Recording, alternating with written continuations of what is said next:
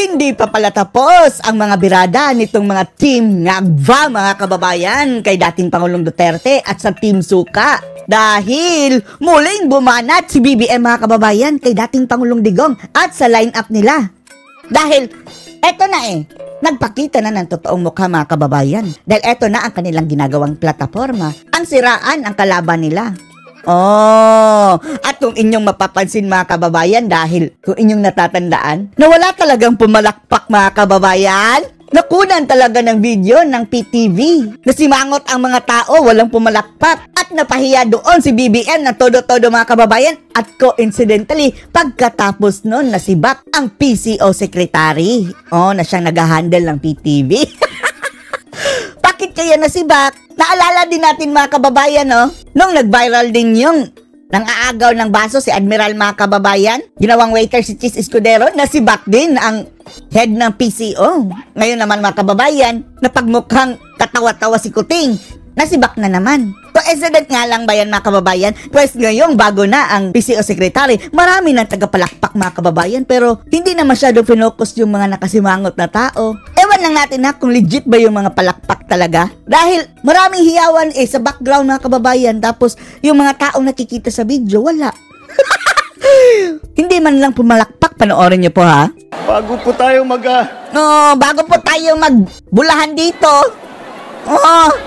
Pagbigyan niyo po ako at binibilang ko lang yung aming mga kandidato. Eto na sinasabi natin, mga kababayan, na halata masyado, na siya ang nasa likod, mga kababayan, sa panggigipit na naman ngayon kay dating Pangulong Duterte. Nakakasuhan daw dahil gugurgurin daw yung 15 senador. Sinabi ba yung line-up mo? Binilang-bilang niya, mga kababayan, kung kompleto pa ba itong kampo ni Ngagva. Dahil tinitiyak ko na kompleto at wala pang napasabugan ng granada. Napasabugan ng granada. Sinong may sabing papasabugan, angas? Diyan sila magaling, mga kababayan, mag-twist. Di ba yung sinabi din ni VP Sara na kung matitiklo siya, ipapagurgur niya. May kinausap na siya, ipapagurgur ang mga taong yan. Sinabi nila, nag-hire ng assassin.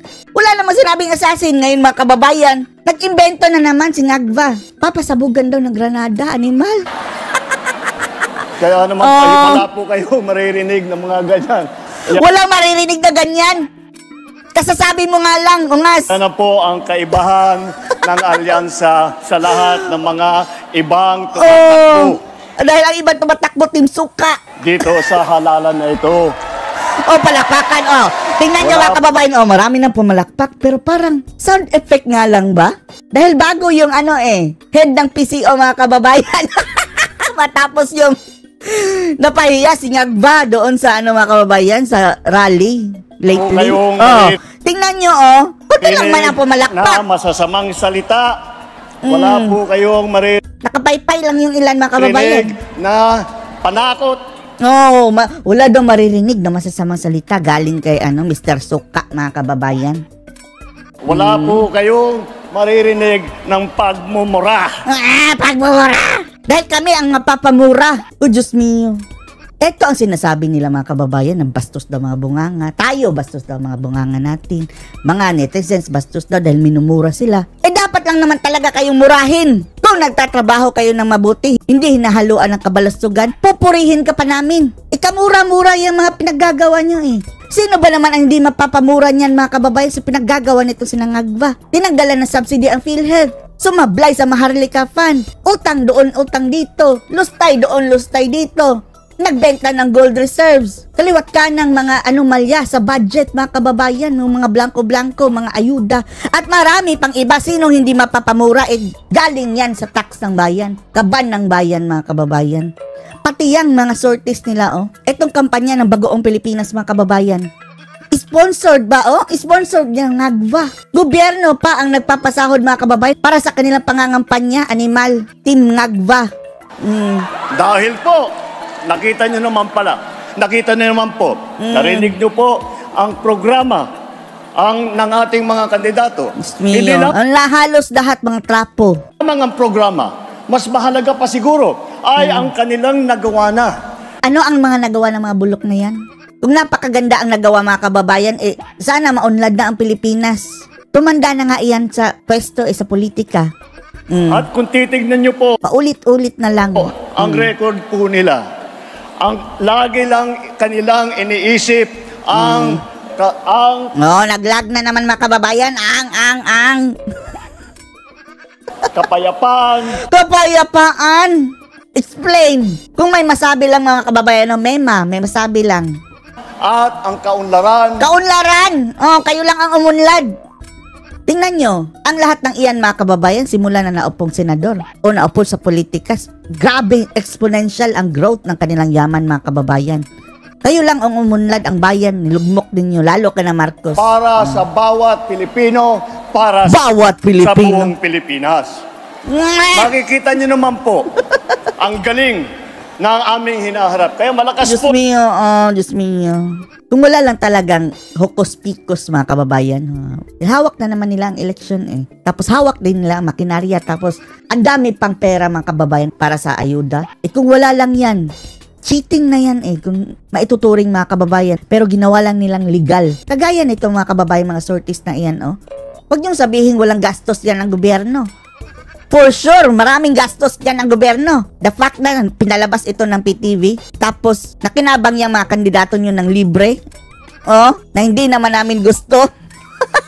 That is a form of cheating. Palungko. Sa tingin natin, makaharap sa inyo. unfair.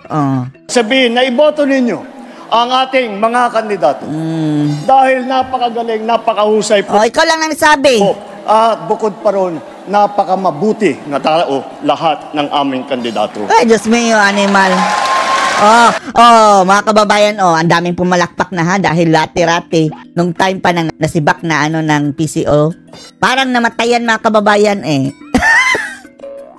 Yung last rally nila, ngayon tingnan nyo mga kababayan na ang lakas ng palakpak. Pero, ilan lang ba ang pumalakpak? Isa, dalawa. Isa-isa. Tapos may pasigaw-sigaw pa. Mukha ba yung natuwa? Sumisigaw? It's either mga kababayan na mayroon silang parang group lang doon na bayaran na tagapalakpak lang, tagahiyaw mga kababayan, o baka sound effect lang. Po natin, alam naman natin, napakagaling lahat. Narinig nyo na yung kanilang mga achievement doon sa kanilang pinagdaanan ng iba't ibang mga posisyon sa pamahalaan, sa serbisyo publiko. Dapat na lumayas ang mga iyan mga kababayan, paulit-ulit na lang sa pwesto. Mas mabuti pa nga maglagay tayo ng bago, tapos may kredibilidad mga kababayan. Kagaya ni na Marcoleta o si Vic Rodriguez, kahit pa si Attorney Jimmy Bondoc mga kababayan, parang okay na rin eh. Kahit kumpara kay Pacquiao, Lito Lapid, animal. Okay na rin niya si Hindi naman yan artista, singer lang naman yan, pero abogado eh. Yung ilan mga kababayan, tapos si Bongo, si Bato. Pero yung ilan mga kababayan, medyo pa tayo doon. 50-50, pero pwede na rin kayo vote straight.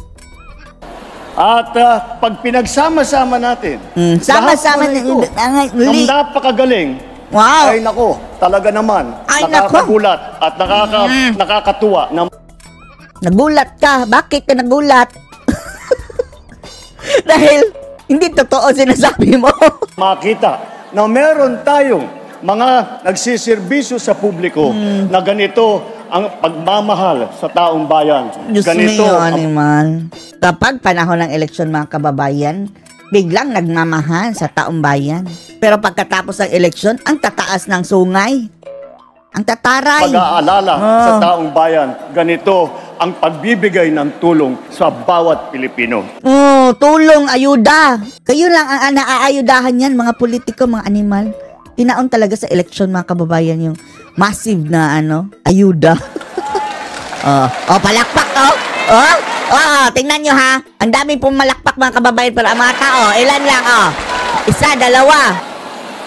Nakasimangot pa nga yung ilan, So, legit nga ba yung palakpak na yan, baka para lang ipakita dyan sa TV na hindi na mangyayari yun. Napahiya si Ngagva.